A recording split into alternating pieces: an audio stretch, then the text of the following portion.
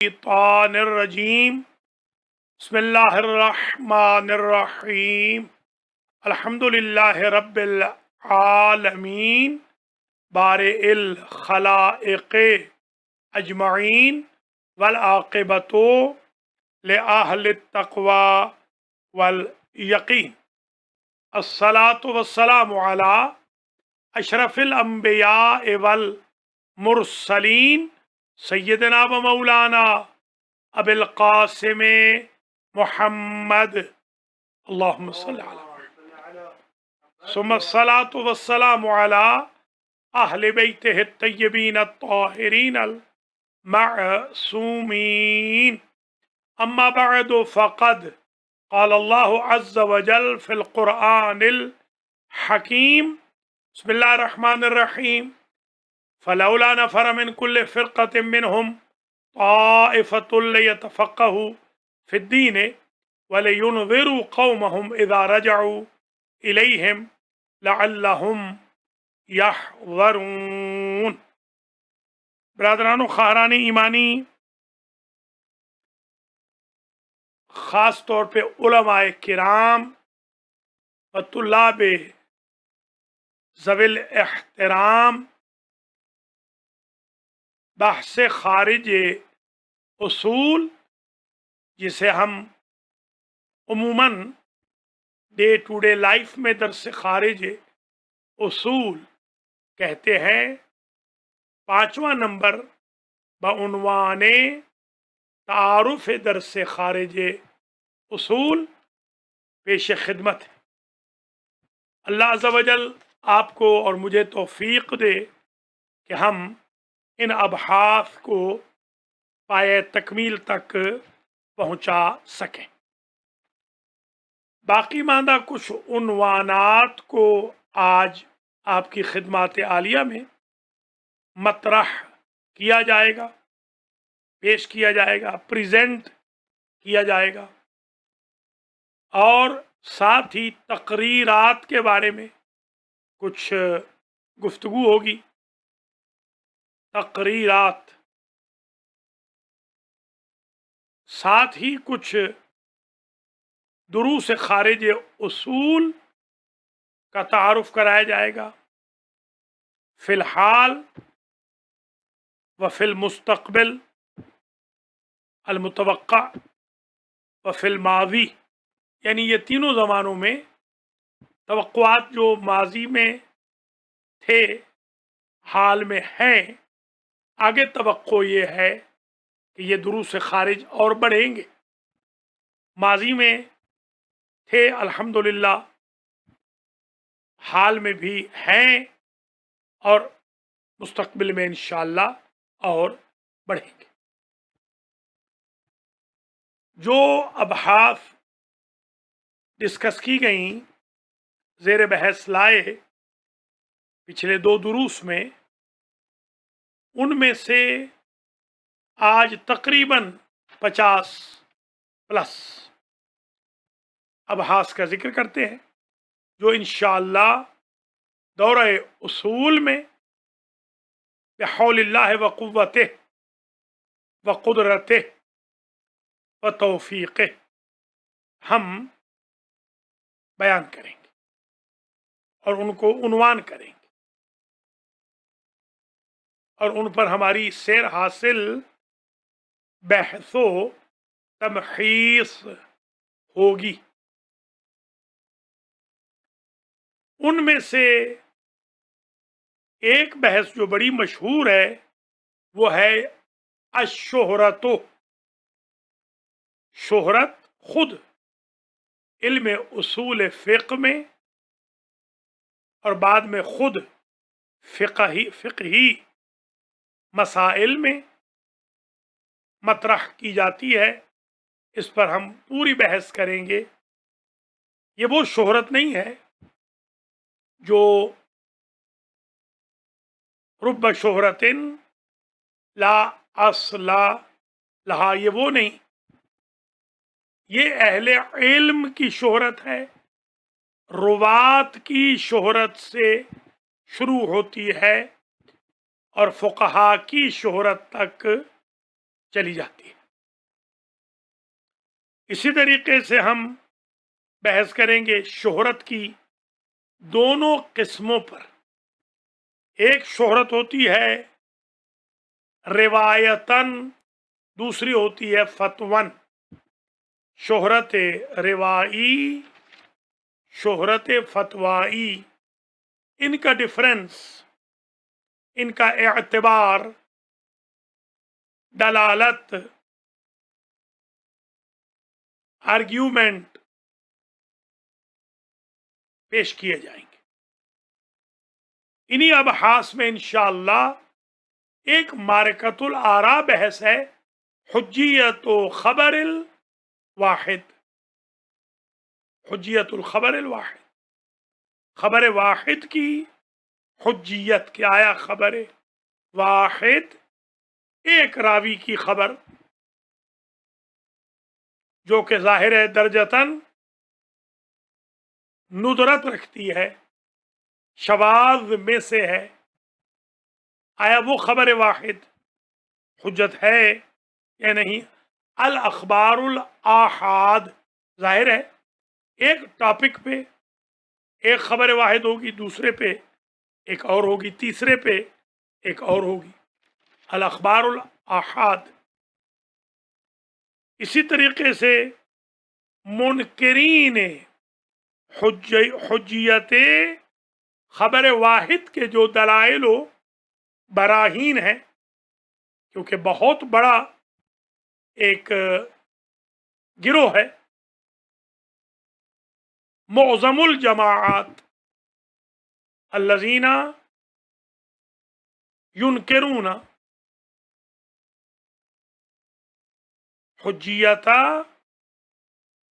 हुज्जियतल खबरिल वाहिद,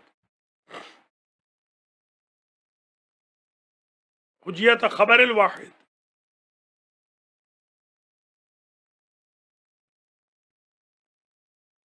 इसी तरीके से हम अदिल्ला हुज्जियत खबर वाहिद पे भी बहस करेंगे। वो भी एक गिरोह है जो हुज्जियत जानता है खबर वाहिद को। एक मुनकिर है, एक मुकिर है। जो मुस्बत हैं उनके दलाइल, जो मनफी राय रखते हैं उनके दलाइल। यही दर से खारिज है। नऊज़ु बिल्लाह, बाज हमारे करम फरमा जो आजकल ऐसा तासुर दे रहे हैं कि एक किताब हौजे में पढ़ाई जाती है और दूसरी किताब उसकी रद्द कर देती है, तीसरी उसकी रद्द कर देती है, और दर से खारिज आता है तो सबकी रद्द कर देता है। ये फिक्र दुरुस्त नहीं है। यह हौजा इल्मिया के सबक से, सुन्नत हौजा से, यानी सुन्नत में माना रविश, जो दुरूस सुन्नती होते हैं, इसका मतलब ये नहीं कि सुन्नत रसूल। हम जब सुन्नती हौजे में कहते हैं तो सुन्नती यानी ट्रेडिशनल, रिवायती, जैसे आपके यहाँ रिवायती जुलूस होते हैं।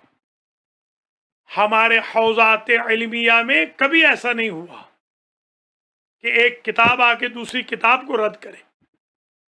मसलन मैं एक छोटी सी मिसाल देता हूं, अगरचे सबब इताले कलाम भी क्यों ना हो जाए और इसका रब्त भी बेशक क्यों ना हो उसूल फिक़्ह के इस सीक्वेंस से, तरतीब से, मगर गलतफहमियों का इजाला करना भी हम जैसे छोटे तालिब इल्मों का फरीज़ा शरई है। मसलन हम सरफ बहाई पढ़ते हैं, आगे बहाई की सर्फ फारसी में। उसके बाद हम अबवाब सर्फ पढ़ते हैं। अबवाब सर्फ ने कभी सर्फ बहाई को रद्द नहीं किया। फिर हम सर्फ मीर पढ़ते हैं, उसने दोनों को कभी रद्द नहीं किया। फिर हम तसरीफ पढ़ते हैं, उसने तीनों को रद्द नहीं किया। फिर हम शरह तसरीफ पढ़ते हैं, उसने कभी चारों को रद्द नहीं किया। फिर हम शरह निज़ाम पढ़ते हैं, उसने कभी रद्द नहीं किया। शाफिया पढ़ते हैं, उसने कभी रद्द नहीं किया। सियूती की बहस से صرف پڑھتے ہیں پہلی کتب کو کبھی رد نہیں کیا گیا. اسی طریقے سے نحو میں آ جائیے. نحو میر، شرح میعت عامل، ہدایت النحو، سمدیہ یا کافیہ، جامی یا سیوطی، مغنی اللبیب. اس سے پہلے ظاہر کافیہ یا سمدیہ عرض کر چکا ہوں. شرح ابن عقیل ان جامی اور سیوطی کے ساتھ کی کتاب ہے. کسی نے آ کر کسی کو رد نہیں کیا. کسی نے کبھی نہیں کہا کہ کل فاعل مرفوع. یہ کسی نے کبھی نہیں کہا کہ یہ درست نہیں ہے. کل مفعول منصوب، کبھی کسی نے اس کلیے کو نہیں توڑا. جو صیغے ہوتے ہیں 14، کسی نے 16 نہیں کہے. اس میں فاعل کے چھوٹے 6 بڑے 20، کسی نے مخالفت نہیں کی. میرے خیال میں یہ بہت بڑی سازش ہے، نافہمی میں ہو رہی ہے. حتیٰ کہ رسالہ عملیہ میں جو ہم پڑھتے ہیں، پھر منہاج، تکملہ منہاج، عروہ مستمسک عروہ، تحریر الوسیلہ، تبصرہ حلی، شرائع، لمعہ، شرح لمعہ، المقاصد، دروس خارج. کبھی ایسے نہیں ہوا کہ درس خارج میں انسان یہ کہے کہ جو آپ نے توضیح المسائل میں پڑھا تھا وہ سارا غلط ہے، نعوذ باللہ. یا حتیٰ تحفۃ العوام کا، جو کوئی استدلالی کتاب نہیں ہے، عوام کی کتاب ہے، نام سے بھی معلوم ہے. تحفۃ العوام میں جو طہارات، نجاسات، اصول، فروع، شکیات نماز، واجبات نماز، محرمات نماز، شرائط وضو، واجبات خمس، نصاب زکوٰۃ لکھا ہے، کسی نے کبھی رد نہیں کیا. یہ ایک غلط فہمی آج دور کر دی جائے تو ہمارا درس انشاءاللہ اس قابل ہوگا کہ حوزہ علمیہ کی ہم دفاعی پوزیشن میں بھی ہوں. جو اعیان الشیعہ نے، ہمارے بزرگوں نے محنتیں کی ہیں، جنہوں نے ساری زندگیاں صرف کی علوم اہل بیت کے لیے، جولانیت، علم کے پہاڑ. ان کو یہ کہہ دینا نعوذ باللہ کہ ان کو سبق نہیں پتا حوزے کا. دیکھیے منہج مختلف ہوتے ہیں. منہج نجف مختلف ہے، منہج قم مختلف ہے، منہج امریکہ، منہج ہند و پاک سلائٹلی ڈفرینس کے ساتھ کام کر رہے ہیں. مگر اس کا یہ مطلب نہیں کہ حوزات ایک دوسرے سے ٹکرا رہے ہیں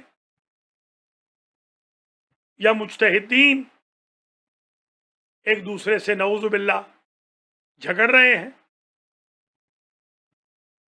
یہ تھوڑی سی وضاحت کر دی کہ سوشل میڈیا جب سے پدر مادر آزاد ہوا ہے، اس نے فائدہ بھی پہنچایا ہے اور نقصان زیادہ پہنچایا ہے. اب آئیے ان ابحاث کو، ان عنوانات کو ڈسکس کریں کہ حجیت خبر واحد پر الاستدلال بالآیات والروایات.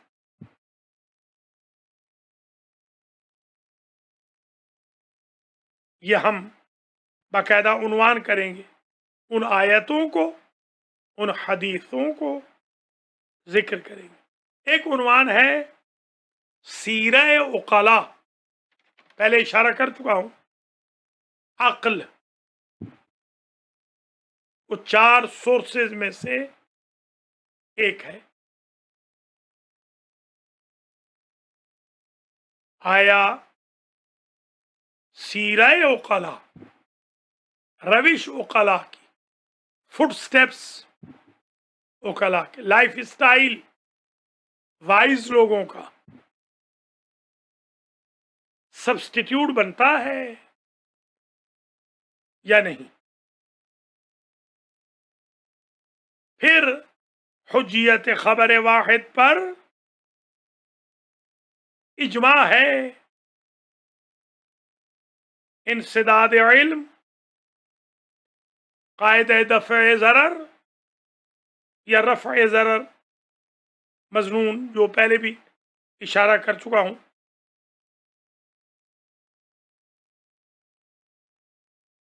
دلیل الانسداد، یہ بھی ایک فصل ہے بہت زبردست اصول کی۔ مقدمات دلیل الانسداد، انحلال علم اجمالی، انسداد باب علم ہے یا نہیں ہے؟ ترجیح مرجوح، ایک ہے مرجح، ایک ہے مرجوح، اس کی ترجیح۔ ظن بالطریق، ظن بالواقع، جیسے قطع بالطریق، قطع بالواقع کی بحث عنوان کی تھی صرف فہرست کے طور پر پچھلے سبق میں، پچھلے درس میں، پچھلی بحث میں۔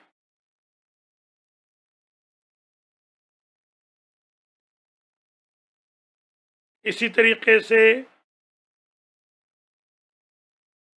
اعتبار ظن بالطریق کا یا ظن بالواقع کا، حل یعتبر ام لا؟ اعتبار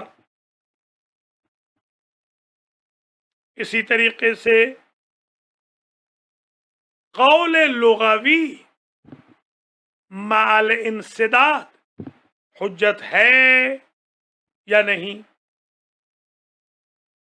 ہم بحث کریں گے فی حال الانسداد قول رجالی حجت ہے یا نہیں، وہ علم الرجال۔ عدم اعتبار ظن فی الاعتقادات، اعتقادات میں معتبر نہیں ہے، ظن قطع چاہیے۔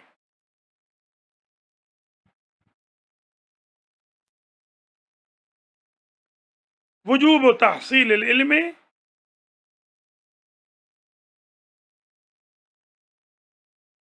علم کا حاصل کرنا لمعرض الاعتقاد، اعتقاد کے لیے۔ ضعف سند کا جبران، حل یجبر ضعف السند بالظن ام لا؟ ينبغي له القطع، اس پہ بحث ہوگی۔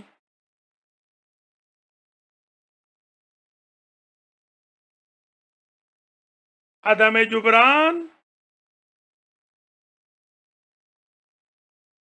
ضعف الدلالت بالظن کا عدم جبران۔ پھر واہن سند کے بارے میں کہ سند کمزور نہ ہو، عدم واہن سند و دلالت بالظن۔ پھر اصول عملیہ جن کا تذکرہ ہو چکا، تقریباً ساری کتب میں پڑھتے ہوئے آئے ہیں الحمدللہ۔ پھر براءت پر دلائل، اصالت البراءت کب جاری ہوگی، بری الذمہ مکلف کب ہوگا، جیسے شک کے بعد الفعل، نماز پڑھنے کے بعد کا شک اصالت البراءت ہے۔ اصالت الاحتیاط کہاں پر ہوگی؟ استصحاب حالت سابقہ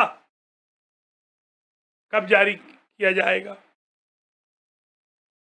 قاعدہ نفی ضرر، لا ضرر ولا ضرار فی الاسلام، یہ قانون ہے۔ القواعد الفقہیہ میں آپ نے پڑھا ہوگا، ہر مجتہد ایک کتاب لکھتا ہے، عنوان کوئی بھی رکھ سکتا ہے، جیسے ہمارے استاد آغا فاضل نے القواعد الفقہیہ لکھی تھی۔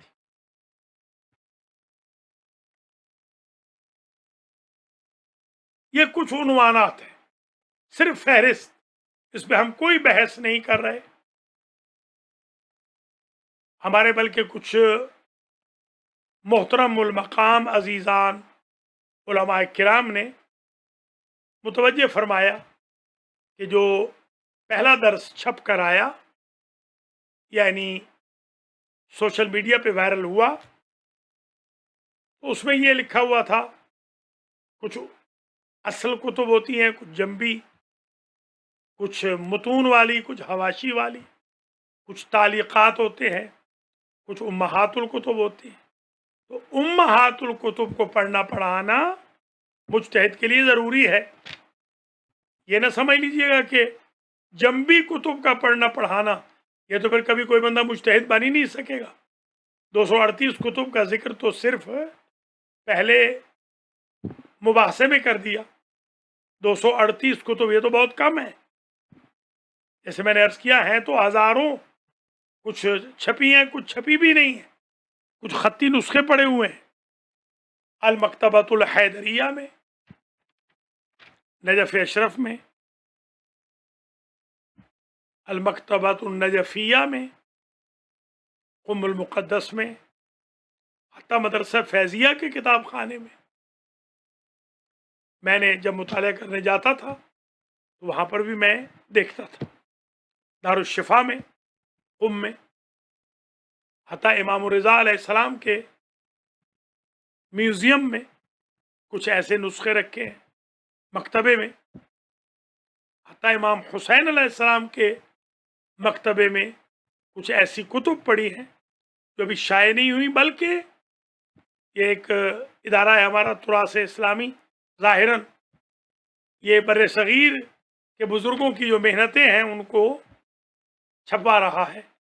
تو آپ نجف سے لے کر لکھنؤ تک دیکھیں گے کتنی کتب ہیں جو ابھی چھپی نہیں، کتنے خطی نسخے ابھی موجود ہیں۔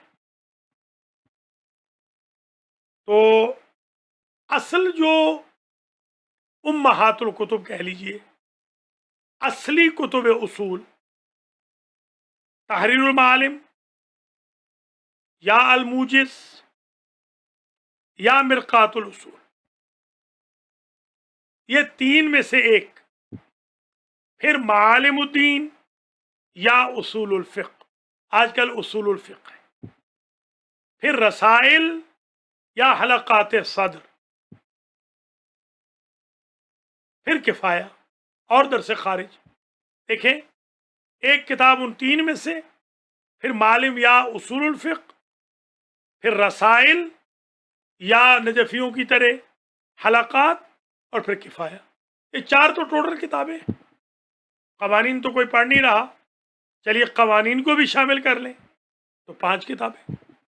تو 5 کتابوں کا پڑھنا یا پڑھانا، یا 6 کا پڑھنا یا پڑھانا، ہماری طرح معالم بھی پڑھ لی، اصول فقہ بھی پڑھ لی، حلقات بھی پڑھ لیے، قوانین بھی پڑھ لی، الرسائل الجدیدہ بھی پڑھ لی، الرسائل انصاری بھی پڑھ لی، تحریر المعالم بھی پڑھ لی، اس وقت تو الموجز تھی نہیں اور نہ مرقات تھی، اور معالم بھی پڑھ لی۔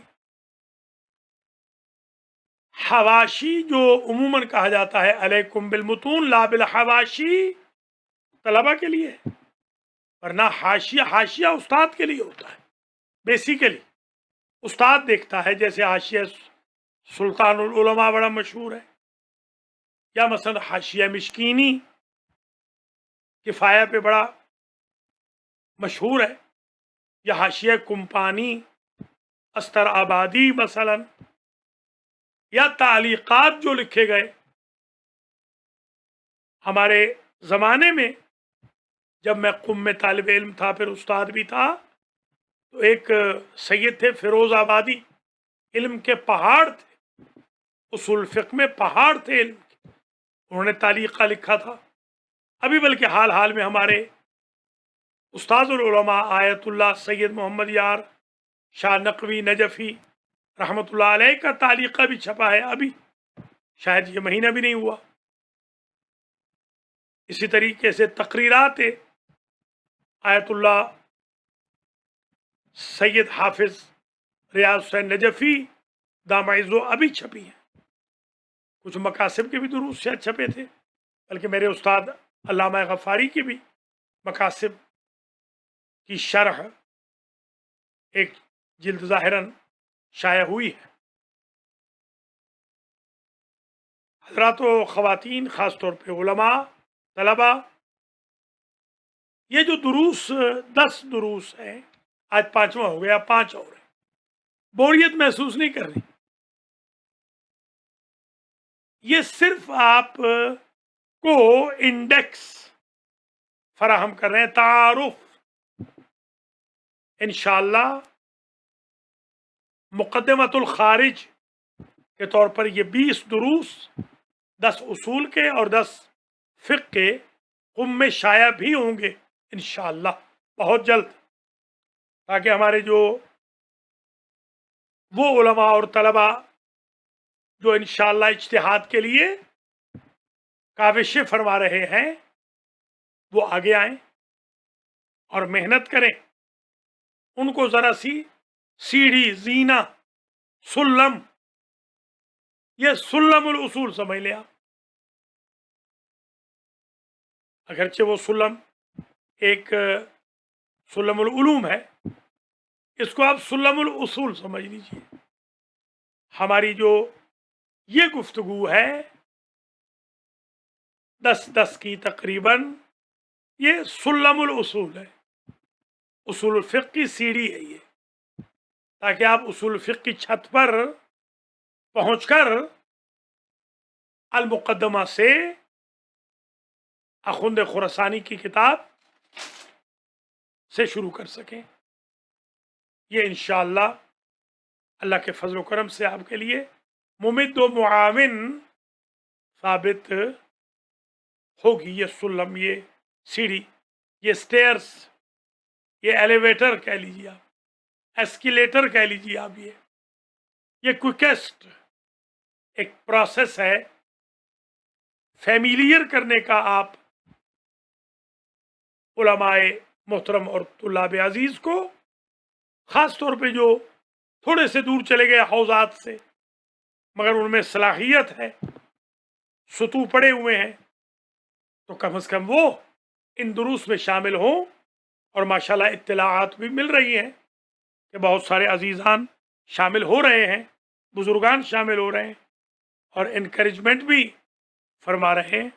اللہ یطول عمرکم انشاءاللہ ووفقکم اللہ وایدکم اللہ عز وجل وایانا.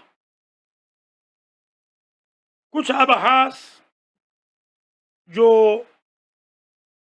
پیش کی جائیں گی جب متن علم اصول شروع ہو جائے گا، ان میں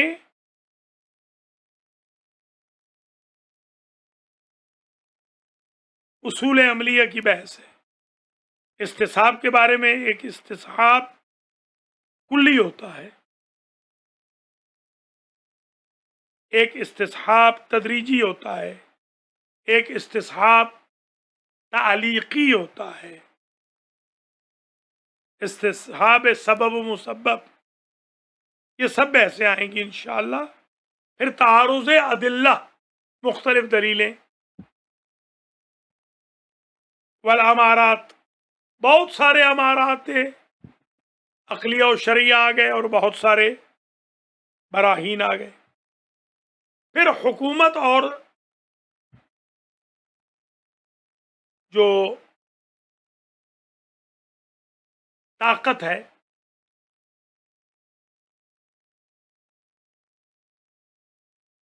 پھر ورود پھر اخبار علاج کا جمع عرفی کے موارد کو زیر بحث لانا، شامل کرنا. پھر مرجحات. کیا مرجحات ہیں؟ روایات کے حکم کریٹ کرنے کے لیے مرجحات خارجیہ کیا ہوتے ہیں، ترجیح بالاصول العملیہ کیا ہے.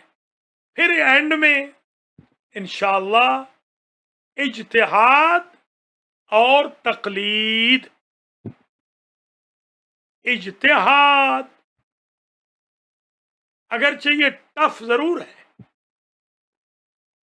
مگر محال نہیں ہے، ناممکن نہیں ہے. مجتہد بننے والے کوئی آسمان سے نہیں اترتے، آپ میں سے ہی ہوتے ہیں، طلبہ ہی ہوتے ہیں. میں نے ایران میں محسوس کیا کہ جب طالب علم داخلہ لیتا ہے تو اسے اتنا انکریج کیا جاتا ہے کہ وہ پہلے روز سے جب اپنا مال و متاع لے کر مدرسے میں پہنچتا ہے تو وہ ذہن میں رکھتا ہے کہ میں نے آیت اللہ بننا ہے. بالکل اس کے برعکس کہ ہمارا جو ہندوستان پاکستان کا بیچارہ طالب علم ہے جب قم میں یا نجف میں جاتا ہے تو عموماً یہ سوچتا ہے مجھے خطیب بننا ہے، مجھے مجلس اچھی پڑھنی ہے، مجھے روضہ خان بننا ہے. ظاہر ہے وہ جو روضہ خان کے ہدف کو دیکھ کر آگے بڑھ رہا ہے وہ اچھی تعلیم بھی حاصل کر لے گا مگر اس کا گول وہی رہے گا کہ مجھے روضہ خان بننا. وہ اچھا روضہ خان بن جائے گا مگر طالب علم خاص طور پہ ایران کا داخل ہوتے ہی کہتا ہے میں نے تو مجتہد بننا ہے، بھلے نہ بنے. جو پرائمری اسکول میں جاتا ہے وہ ایم اے کا سوچتا ضرور ہے، بھلے وہ میٹرک سے ہی چلا جائے.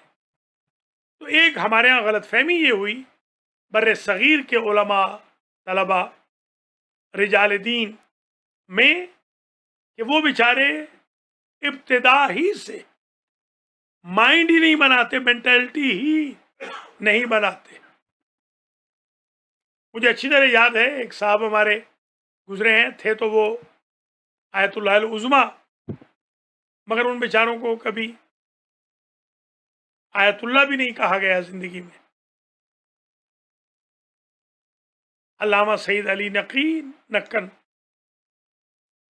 آپ حیران ہوں گے کہ ان کی زندگی کے آخری ایام میں کمر ان کی جھک گئی تھی کچھ اور مصنوعی ان کے دانت تھے. مجلس پڑھتے تھے قیامت کی علمی. میں نے ان کی زیارت کی ان آیت اللہ کی، آیت اللہ طیب آغا جزائری کے پاس. تو میں حیران ہوا کہ وہ بیچارے المیہ اپنا بیان کرنے لگے اور وہ اپنی مصیبت بیان فرمانے لگے. انہوں نے کہا ہمیں تو آغا آیت اللہ کیا لکھوانا تھا، ہمیں تو مولانا لکھوانا ہی مشکل ہو گیا. یہ ایک چھوٹی سی مثال میں نے دی ہے، حالانکہ مثالیں میرے پاس بہت ہیں. ہمارے بزرگوں کے جانے کے بعد دنیا سے اب ان کو آیت اللہ العظمیٰ لکھ رہے ہیں، زندگی میں ان کو آیت اللہ نہیں لکھا. تھے مجتہد، کسی نے مجتہد مانا ہی نہیں، کیونکہ ہمارے ہاں کوشش یہ ہوتی ہے کہ بندہ مجتہد نہ بنے، جبکہ ایرانیوں میں کوشش یہ ہوتی ہے کہ بندہ مجتہد بنے. وہاں نہ بننا اتفاق ہے، ہمارے ہاں بن جانا اتفاق ہے. یعنی وہاں نہ بننا ایکسیڈنٹ ہے، ہمارے ہاں بن جانا ایکسیڈنٹل ہے. یہ جو میں نے ابحاث شروع کی ہے میرا اصل ہدف یہ ہے میں اپنے نور ہائے چشم کو انکریج کروں کہ وہ آگے آئیں، وہ ابحاث پڑھیں، ابحاث کریں، محنت کریں اچھے طریقے سے کیل کانٹے سے مضبوط ہو کر ابحاث کو کریں، لکھیں، نوٹس لکھیں۔ اگرچہ آج کل ویڈیو آڈیو آ گئے ہیں، مگر آپ اپنے نوٹس لکھیں۔ نوٹس سے جتنا انسان کو قرب علم کی طرف نصیب ہوتا ہے، وہ سننے سے نہیں، سماع سے نہیں، کتابت سے کتباً اگر چیز کوئی آپ محفوظ کر لیں، آپ کا ذہن اس کو نقش کر لیتا ہے۔ تو انشاءاللہ اجتہاد و تقلید پر ہم بحث کریں گے طویل۔ بعض ابحاث اصول فقہ اور فقہ دونوں میں آ جاتی ہیں، تردن للباب کہہ لیجئے، یا اصلاً یا فرعاً، یا کلن یا جز'اً، کلی کے طور پہ، جزئی کے طور پہ، بالاستیعاب یا بالاجزاء۔ پھر اجتہاد کو ہم تقسیم کریں گے، تقسیم ہوگا اجتہاد۔ ایک اجتہاد مطلق ہے، ایک مقید ہے۔ علی الاطلاق مجتہد جو تمام چیپٹرز میں، جیسے وسائل الشیعہ میں عرض کیا تھا 50 چیپٹر قائم کیے گئے۔ انشاءاللہ اگلی جو چھٹی بحث آئے گی اس میں اور ڈیٹیل عرض کریں گے، اور جو 5ویں بحث آئے گی فقہ کی بدھ کے روز، اس میں انشاءاللہ ابواب الفقہ بیان کریں گے کہ فقہ میں کیا کیا چیپٹرز ہیں جن پہ گفتگو کریں۔ اجتہاد ایک متجزی ہوتا ہے، ایک مطلقاً اجتہاد مجتہد مطلق ہوتا ہے، پھر تختیہ و تصویب، یہ ایک بہت بڑا چیپٹر علم ہے اصول الفقہ۔ مجتہد جب لکھتا ہے فتویٰ اپنا تو لکھتا ہے واللہ العالم بالصواب، صاد کے ساتھ، یا واللہ الاعلم بالصواب، فا کے ساتھ، ثواب، ریوارڈ، جزا، اجر، ثوب سے ہے، ثوب کپڑے کو کہتے ہیں، ثواب وہ جو لباس لپیٹ لے۔ ثواب کو ثواب اسی لیے کہتے ہیں کہ وہ جہنم سے بندے کو نجات دلا دیتا ہے، ایسا تقوی کا لباس زیب تن کرا دیتا ہے کہ جہنم دور چلی جاتی ہے۔ ثواب ثوب ہے، ثواب پراپر، صحیح، درست، جینون۔ واللہ العالم بالصواب یعنی صحیح ہے یا نہیں، فتویٰ میرا یہ ہے، یعنی خطا کا امکان ہے، تو تختیہ و تصویب یہ ایک چیپٹر ہے کہ غیر معصوم خطا کار ہے، معصوم معصوم عن الخطا ہے۔ پھر تبدل فتوی مجتہد یا تبدیلی رائے فقیہ، فقیہ نے ایک رائے قائم کی، مثال کے طور پر شرب توتون مکروہ ہے، تمباکو کا پینا مکروہ ہے۔ اگلا فقیہ آیا، اس نے کہا تمباکو کی انڈسٹری کی وجہ سے برطانیہ ہمیں مس یوز کر رہا ہے۔ انہوں نے عنوان ثانوی سے کوئی دلیل فقاہتی و اجتہادی جو بھی مجتہد کے پاس ہو وہ آزاد ہوتا ہے فتویٰ صادر کرنے میں۔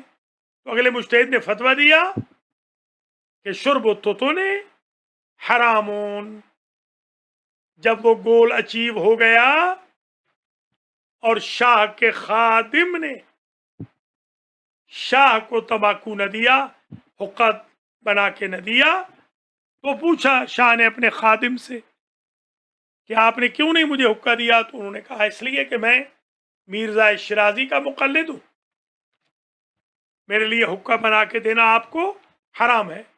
وہ گول اچیو ہو گیا۔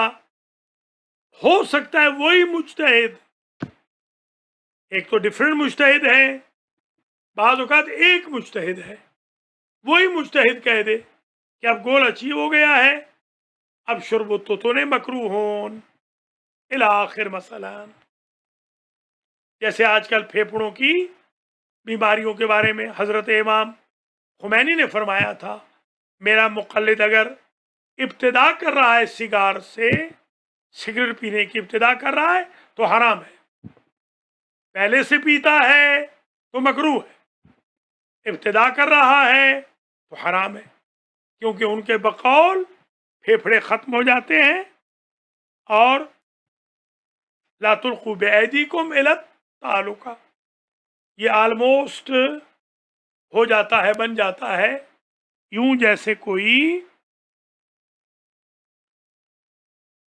خودکشی کر رہا ہو، سوسائڈنگ کر رہا ہو۔ پھر آیا قرآن و حدیث میں ادلہ و براہین کہاں ہے، نص کہاں ہے کہ جس سے ثابت ہو کہ تقلید کر لینی چاہیے، جواز تقلید یا وجوب تقلید۔ پھر آیا تقلید الاعلم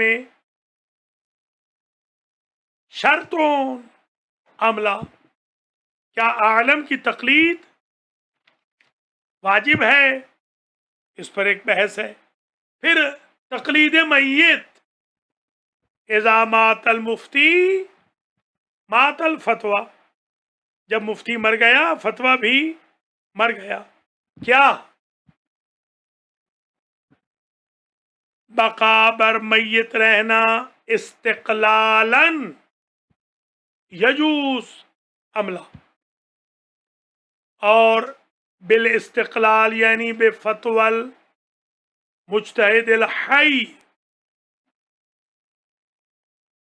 بقا بر میت یجوز عندنا نعم وعند البعض لا۔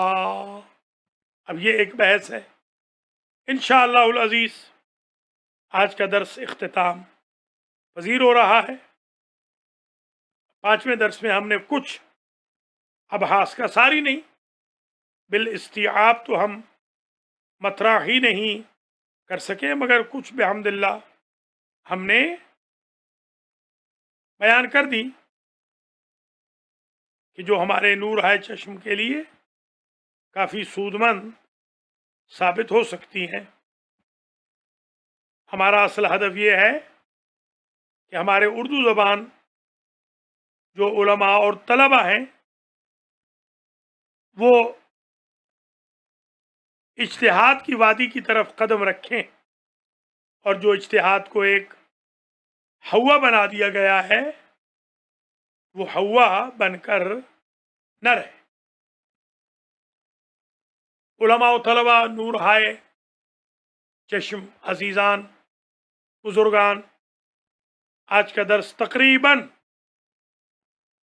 اختتام پذیر ہو رہا ہے، اور ہم چاہیں گے کہ آپ حضرات و خواتین دقت کے ساتھ ان دروس کو